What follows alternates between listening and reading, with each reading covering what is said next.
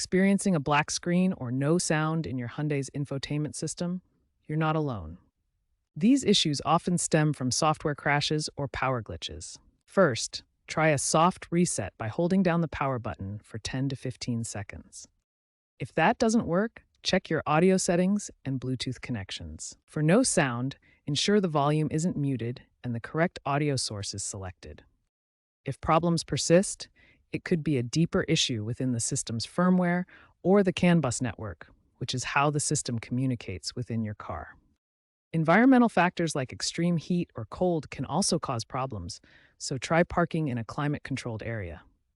According to Hyundai, systems like the AVN 5.0 and AVN 6.0 are most commonly affected. If a soft reset doesn't resolve the issue, consider updating your Hyundai Infotainment system.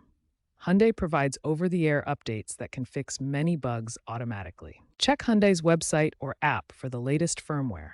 The app provides guided troubleshooting and diagnostic tools. For USB updates, download the firmware files to a clean USB drive. Insert the drive into your vehicle and follow the on-screen prompts to install the update.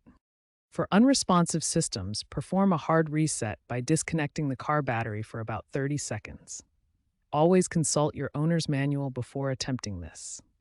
Remember, improper updates can void your warranty. If you're unsure about any procedure, seek professional help from a Hyundai dealer.